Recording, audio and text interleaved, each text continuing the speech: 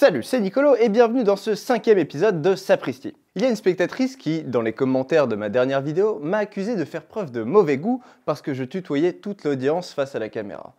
Et elle m'a suggéré d'appliquer mon bon goût au-delà des vêtements. En gros, je suis mal poli. Alors déjà, s'il vous plaît, que personne n'aille la retrouver et lui envoyer des messages désagréables. Elle a tout à fait le droit d'avoir son opinion. Non, je vais plutôt faire ce que je lui ai dit que je ferais, c'est-à-dire saisir cette opportunité pour réfléchir avec toi et même vous, chère auditrice, qui n'aimez pas vraiment être tutoyé. Alors, est-ce que j'ai vraiment manqué de bon goût? Je dirais que ça dépend. Sinon, il n'y aurait pas de vidéo. J'ai peut-être manqué de bon goût, mais peut-être pas de goût.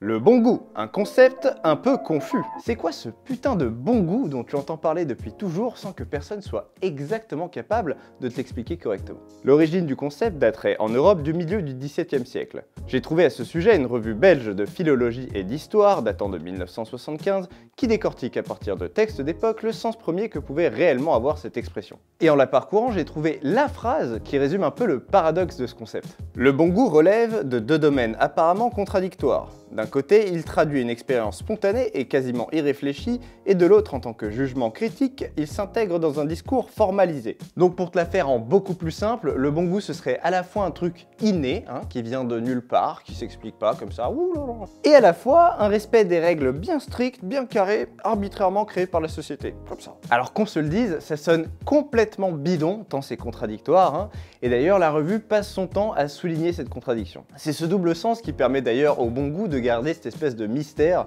qui fait que peu de gens osent remettre ce concept en question. En fait, on se laisse convaincre que le respect des règles repose aussi sur quelque chose d'inné, qui ne s'explique pas, qui va de soi. Sauf que non en fait, parce qu'évidemment on vit pas tous avec les mêmes règles et c'est de l'apprentissage social. Du coup, si tu revendiques qu'il y a un bon goût universel en vêtements, en comportement ou en quoi que ce soit d'autre, de deux choses l'une. Soit tu nies le fait qu'on vive tous avec des codes différents selon l'apprentissage qu'on a eu, et là, je peux rien faire pour toi, parce que c'est évident, c'est la base, voilà. Soit tu l'admets, mais du coup, tu sous-entends que tout le monde devrait s'aligner sur les codes d'une partie de la population. Et historiquement, cette partie de la population sur laquelle on s'aligne, c'est qui? Eh bien, c'est plutôt l'élite. D'abord aristocratique, puis plus tard bourgeoise. Bref, les gens qui ont le pouvoir, l'éducation, l'argent, qui ont du coup le plus d'influence sur la construction de la société et de ses règles. Alors, loin de moi l'idée de jouer les Jean-Karl Marx, je suis pas en train de te dire que c'est mal, qu'il faut renverser la bourgeoisie, viva la révolution, tout ça. Non, moi je suis juste le mec qui réfléchit sur les vêtements. Mais par contre, j'essaie de te montrer que tu ne peux pas nier que le bon goût soit complètement relatif, autant d'un point de vue vestimentaire que du point de vue des mœurs. Du coup, le bon goût, c'est quoi? En fait, c'est juste le respect des règles, mais qu'on aurait saupoudré d'un supplément de bullshit mystérieux, sauce poétique, salade, tomate, oignon. Et c'est pour ça que, pour ma part, je dis que j'ai un goût, je dis que j'ai mon goût, je pense même pouvoir dire que j'ai du goût, mais jamais, je ne me permettrai de me revendiquer comme du bon goût, Quand bien même j'en tiens compte évidemment de ces mœurs et de ces règles de bon goût. Le bon goût n'est pas le goût. Du coup, maintenant qu'on a mis au clair ce fameux bon goût, il faut qu'on parle de l'autre expression qui est très proche, mais pas tout à fait pareil. Avoir du goût. Tu as déjà remarqué comme on ne l'utilise pas tout à fait de la même façon que être de bon goût? C'est parce que quand on parle d'avoir du goût, on parle moins de mœurs et de règles et plus de démarche esthétique. Donc on fait plus référence à tes influences, ce que tu essaies d'exprimer, la créativité, l'originalité, le beau. Il y a tout de suite une notion plus personnelle, plus sensible et moins sociale. En fait, cette idée d'avoir du goût, ça se réfère plutôt à la fameuse fonction d'expression personnelle dont je t'ai parlé dans l'épisode précédent sur les super pouvoirs du vêtement. Le style bon goût et le style du goût. À ce moment-là de la vidéo, tu te demandes sûrement comment toutes ces histoires se traduisent sur les fringues qu'on porte au jour le jour. Eh bien, je dirais que tu as deux styles, tous les deux aux antipodes, qui expriment au mieux ces concepts. D'un côté, le style sartorial, dont les canons principaux ont été établis en Europe et en Angleterre depuis près d'un siècle et demi, et ont finalement assez peu bougé depuis. C'est un style pour lequel tout est fait de règles, d'usages, de convenances et d'étiquettes. 1,5 cm de chemise qui dépasse des manches des vestes, jamais de chaussures marron en ville, on n'accorde pas sa cravate et sa pochette, etc. Et pourquoi pas de chaussures marron en ville? C'est les Anglais, du coup, à l'époque, ils se tapaient des délires, on sait pas trop. Du coup, c'est un style qui relève en plus grande partie plutôt du bon goût que du goût. A l'inverse, tu as le streetwear qui semble complètement dépourvu de règles à proprement parler et qui cherche même souvent à les bousculer. Il se trouve donc clairement plus du côté du goût individuel donc. La revanche du streetwear. Le streetwear porte d'ailleurs des valeurs tellement en accord avec l'ère du temps que depuis les années 2000 et de plus en plus depuis, il a complètement pris d'assaut et révolutionné le monde de la mode, y compris sur les podiums des grandes marques de luxe pourtant si institutionnelles et historiques. D'aucuns vont même jusqu'à dire que nous sommes entrés dans l'ère du mauvais goût et que c'est génial. Pourquoi? Parce que le mauvais goût est devenu glorifié comme l'expression de l'individualité. Le bon goût devient un has-been parce qu'il est liberticide, il empêche les gens de faire ce qu'ils veulent, il bride la créativité. Et là tu te dis peut-être, super, le streetwear c'est la libération, tout le monde fait ce qu'il veut, le monde est beau, viva la révolution! Hop hop hop hop hop, trop facile, tu pensais vraiment que j'allais te dire que désormais tout était rose et parfait? Et non mon ami, le streetwear et tous les autres styles axés sur une démarche très personnelle ont eux aussi leurs propres travers. Voyons ensemble lesquels. Avoir du goût, un concept très subjectif. Si le bon goût peut paraître élitiste parce qu'il oblige des gens à se soumettre à des règles, le goût dispose lui aussi de sa propre forme d'élitisme. Pourquoi? Parce que dans sa volonté de briser des codes, en fait le streetwear et tous ses styles en rétablissent nécessairement d'autres.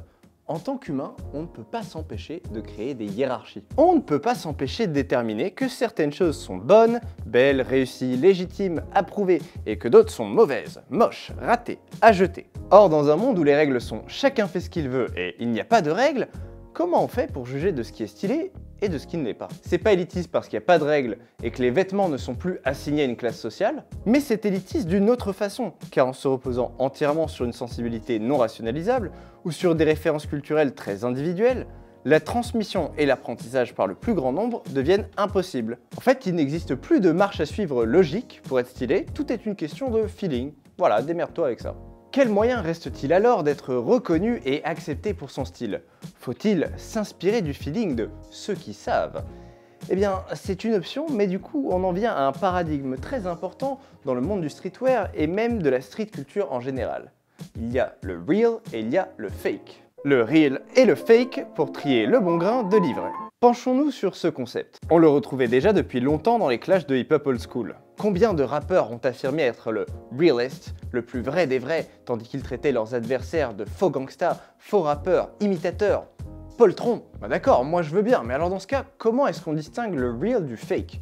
De ce que j'ai remarqué, il y a plusieurs critères qui reviennent régulièrement. Qui a fait quoi en premier? Celui qui aura porté tel vêtement de telle façon avant les autres sera propulsé au rang d'influenceur. Et ceux qui le suivront seront des suiveurs, des influencés, des copieurs. Real et fake. D'ailleurs, les fans de streetwear sont parmi les plus soucieux de savoir quelle marque a proposé quel design en premier pour pouvoir légitimer ce design comme l'authentique ou le qualifier de copie. Va dire à un fan de Sarto que son pantalon taille haute ou sa Richelieu sont des copies et il te regardera sans trop comprendre. Deuxième critère pour distinguer le vrai du faux, quelle est sa crédibilité? Sa street cred en fait, même si aujourd'hui ça sonne un peu parodique étant donné que la street est surtout sur Instagram et sur Twitter. Mais avec des termes plus sociologiques, on pourrait simplement parler de sa valeur sociale. Pour dire ça avec une très belle citation, « Selon que vous serez puissant ou misérable, les jugements de la cour vous rendront blanc ou noir. » Jean de La Fontaine. Rien à voir avec Michael Jackson évidemment, mais ce que ça veut dire c'est que quand A$AP Rocky s'habille avec une tenue qui visuellement, à 2 détails près, n'est rien d'autre que du 100% outdoor comme n'importe quel randonneur pourrait emporter, il devient précurseur du gorecore. Cette tendance qui aurait pris la suite du normcore et qui consiste en gros à se saper comme si on faisait de la rando mais à la ville. Voilà, donc lui il est trendsetter, il a inventé un truc. C'est bien A$AP Rocky, c'est bien. Alors que quand c'est Michel, 46 ans, qui aime les balades champêtres au grand air et la variété française, eh bien le monde de la mode décide potentiellement que c'est un plouc. Ah c'est pas bien Michel, ah non là c'est pas bien, ah, c'est raté. Non. Real et fake. Non mais tu comprends pas, c'est un feeling mec. Parce que oui, à cette opposition real vs fake, s'ajoute souvent le fameux feeling vestimentaire. Alors loin de moi l'idée de nier le fait qu'il y ait une véritable intuition sensible dans les looks les plus élaborés et les plus modes, c'est pas la question. En revanche, quand on se penche un peu dessus, on a l'impression qu'il y a quand même un seul critère qui fait que c'est validé par les autres gens de la fashion ou non. Quelle est l'intention supposée? Un peu comme pour l'art contemporain en fait, qui repose entièrement sur l'intention et le message de l'artiste, on va tâcher d'interpréter ta démarche derrière tes choix stylistiques. Donc un choix incongru qui provient de la part de quelqu'un dont on sait qu'il connaît tous les tenants aboutissants du style et de la mode, c'est perçu comme une prise de risque, un fashion statement et même de l'audace. Pour revenir à l'art contemporain, regardez ce que c'est que La Fontaine de Marcel Duchamp et son histoire, et vous comprendrez exactement de quoi je parle. Par contre, le même choix stylistique réalisé par quelqu'un qui ne sait manifestement pas ce qu'il fait laissera imaginer qu'il est juste à côté de la plaque. Et c'est là l'essence en fait de tout l'élitisme du monde de la mode au sens fashion du terme, et pas juste du streetwear. Tout est tellement relatif au contexte et aux références culturelles, comme j'ai pu te l'expliquer dans l'épisode précédent. La validation par ses pairs d'un style non conventionnel repose donc sur un savant mélange de sensibilité personnelle, d'alignement de sa sensibilité sur celle de figures plus influentes et importantes que nous, et disons-le clairement, de beaucoup de bon endroit au bon moment. Conclusion. Du coup, trop de bon goût, et ça te fait des espèces de policiers de la mode qui ne s'expriment qu'en jamais, en toujours, en il faut, et qui interdisent toute forme d'originalité, de fantaisie et de personnalité dans le style, qui rêvent d'un monde où tout le monde s'habille pareil, mais à 2 détails près quand même, pour que vous soyez un peu libre. Et trop de goût au sens personnel, et bah ça te donne des gens snobs qui semblent décider de ce qui est stylé de façon complètement subjective, changeante, inexplicable, bref, quand ça les arrange quoi. Bon, je sais que la vidéo peut te sembler assez pessimiste. En fait, j'ai dressé un portrait très caricatural de 2 extrêmes, de 2 écoles de pensée assez opposées, en les exagérant au maximum. Mais rassure-toi, le monde est quand même bien plus rempli de gens raisonnables, situés quelque part entre les deux, que d'extrémistes fermés d'esprit et caricaturaux. Il existe du streetwear d'un bon goût manifeste, doté d'une retenue dans son exécution, pas du tout tape à l'œil.